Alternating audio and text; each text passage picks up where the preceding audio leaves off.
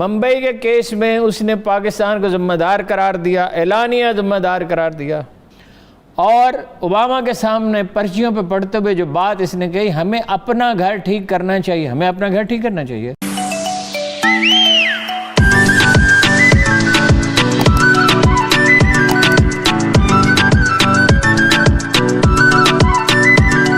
اور انڈین حکومت کا اشرف غنی کا باعث سارا انڈین گورنمنٹ ہے۔ ایک اطلاع یہ بھی ہے کہ 3000 فوجی انڈین گئے ہیں۔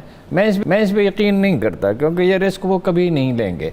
میرا خیال ہے کہ وہ افغان فوجیوں کو ٹرینڈ کیا ہے اور وہ وہاں گئے ہیں، ان سے ہیلی کاپٹر بھی مانگ رہے ہیں، ان سے اسلحہ بھی مانگ رہے ہیں، اسلحہ انہوں نے دیا بھی ہے، پیسے بھی دے رہے ہیں۔ وہی امریکہ پہ دباؤ ڈال رہے ہیں، اسرائیل کی مدد بھی اس میں شامل ہو سکتی ہے، ہمارے پاس معلومات نہیں ہیں۔ اور امریکی جو ہیں وہ کر رہے ہیں بمباری افغانستان پہ، اپنے ان کے مڈل ایسٹ کے جو اڈے ہیں اور بحری بیڑے ہیں ان سے اتنا دباؤ وہ طالبان پہ ڈالنا چاہتے ہیں کہ اپنی مرضی کا معاہدہ کر سکیں۔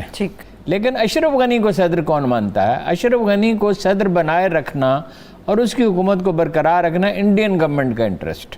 حمداللہ محب کی ملاقات، تو یہ نواز شریف صاحب کا ٹریک ریکارڈ ہے۔ نہ صرف اس شخص سے ملے جس نے گندی گالیاں دی پاکستان کو، اس کو تو وہ سڑک پہ آ رہا ہو اور جھک کر سلام کرے تو اس کے سلام کا جواب نہیں دینا چاہیے۔ دیکھیے یہ بحث نہیں چھڑ گئی ہے، یہ نواز شریف کی زندگی کا شاید سب سے بڑا بلنڈر ہے۔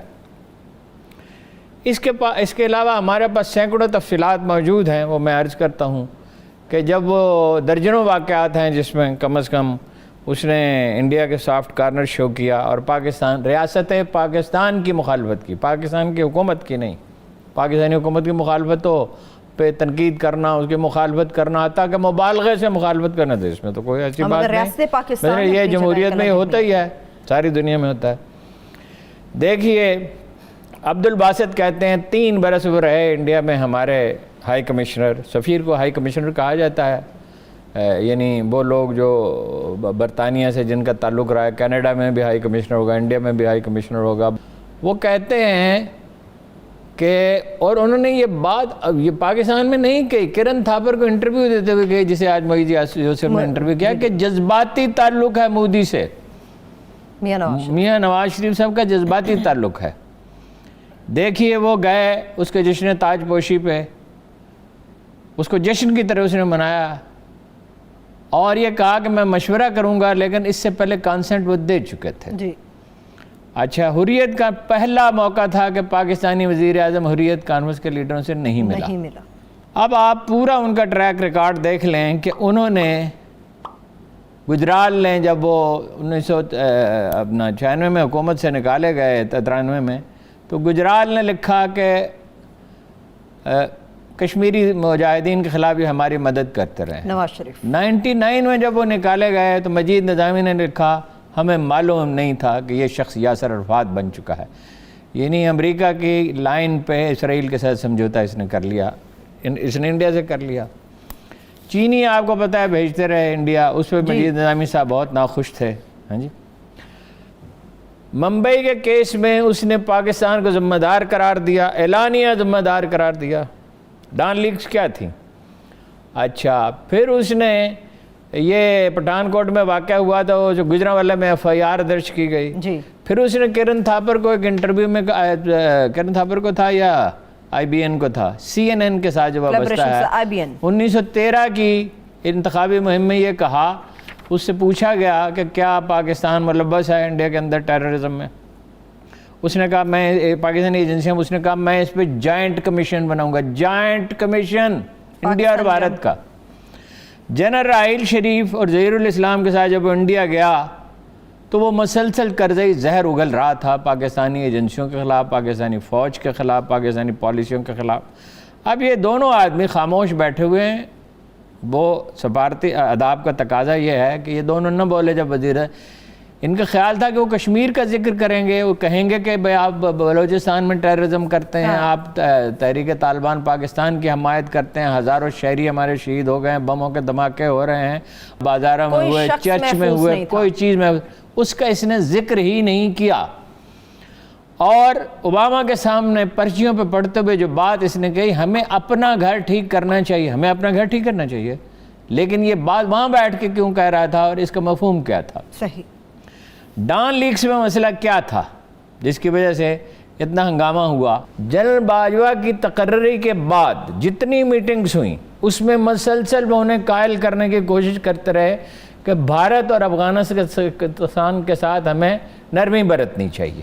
ایک آدھ واقعہ نہیں ہے، بے شمار واقعات ہیں. مثلاً یہ میثاق جمہوریت کیا تھا، لائیں نکالیں اس کو.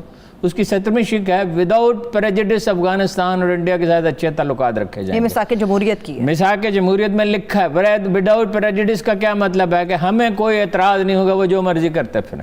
دیکھیے یہ سب جو اس نے کہا پاکستانی ایجنسیوں کے خلاف، فوج کے خلاف، ممبئی کے معاملے میں، یہ پٹھان کوٹ کے معاملے میں، دوسری چیزوں کے معاملے میں، ڈان کو جو انٹرویو دیا، یہ FATF میں پاکستان پہ پابندیاں لگوانے کی بنیاد بنا.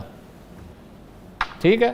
اب کچھ واقعات ہیں وہ اتنے بار دہرائے جا چکے، میں ان کا ذکر نہیں کرنا چاہتا. بغیر ویزے کے مودی اور اس کی پوری ٹیم کا اس کے گھر پہنچنا، انہوں نے نواسی کی شادی پہ پگڑی بدلنا، ان کا خود انڈین پگڑیاں پہننا، راجستھانی پگڑیاں پہننا، جندال کا بغیر ویزے کے آنا، مری جانا، اس کا جندال کا بیٹے کو لے کے گھر جانا، اب ہمارے سفارت خانے کو اور سفیر کو مطلع کیے بغیر انڈین بزنس مین سے ملنا. جی. محترمہ تسلیم اسلم جو جن کے ہماری ترجمان رہی ہیں جنیوا میں، جن کی زبردست ریپوٹیشن ہے، نہایت نیک نام خاتون ہے، انہوں نے کہا ہم سے کہا گیا انڈیا کے خلاف بات نہ کریں، کلبھوشن کا نام نہ لیں. کیا یہ کوئی راز ہے کہ سلمان شہباز صاحب کا بیٹا سلمان شہباز، وہ عبد الباسط کہتے ہیں کہ یہ مجھے فون کرتا تھا کہ انڈینز کو ویزے دو. میں نواز شریف کا جمہوریت سے دور تک کا واسطہ نہیں. ضیاء الحق کا ریفرنڈم جس نے صحافیوں کو کوڑے مارے، جس نے قید و صحبت کی سزائیں کاٹی، ہمارے زخموں پہ نمک پھیڑے، جیلوں میں ڈالا، جمہوریت کو کچلا، اس کی گود میں پلا نواز شریف اور پہلے فنانس منسٹر بنا. اس کے ریفرنڈم کا سارا خرچہ نواز شریف نے لگایا. 85 میں خرید و فروخت کا سیاست میں بازار نواز شریف نے گرم کیا. اس نے صحافیوں کو پیسے دینے 85 میں شروع کیے. پھر مشرف نے جب اس کی حکومت گرائی تو واحد مجرم تھا جو ایک ڈکٹیٹر سے NRO لے کے مدینے اور مکے جا کے جھوٹ بولا. آپ کیسے کہتے ہیں کہ وہ جمہوریت کے علمدار ہے؟ یہ نظام ہے. اب اس نظام کو، سرمایہ دارانہ نظام کو، جب ہم تنگ پڑتے ہیں جوتے کھا کھا کے ڈکٹیٹر کے، تو کہتے ہیں جمہوریت لے آؤ. جب جمہوریت آتی ہے تو نواز شریف آ جاتا ہے. پھر اس کے ہاتھوں ہم ذلیل و خوار ہوتے ہیں تو کہتے ہیں نہیں یار کچھ اور لبو. لیکن جڑا بھی بندہ آیا ہے، جڑا بھی جرنیل آیا ہے، اس نے بھی آ کے پھر بعد جمہوریت دے کام شروع کر دیتا ہے. وہ بھی سیدھا مارشل لا کدی کسی نے نہیں لایا ایز سچ. دیکھیں جرنیل اگر کوئی آتا ہے تو اس کو تھوڑے عرصے بعد وہ جمہوریت کے راستے پہ چل پڑتا ہے، نمبر 1. نمبر 2، سیاستدان کی اگر ہم بات کریں تو سیاستدان جو بیٹھے ہوتے ہیں جنہاں دا دان ہی لگ رہا ہوندا، وہ جناب جا کے ISI تے MI دے دفتراں دے باہر جا کے کھلو جاندے نے گڈیاں دی لائناں لا کے، اور اتنے جا کے انہوں نے بھی کنوینس کر دے کہ جناب تسی آندے کیوں نہیں ہو، تہاڈی بڑی سخت ضرورت ہے.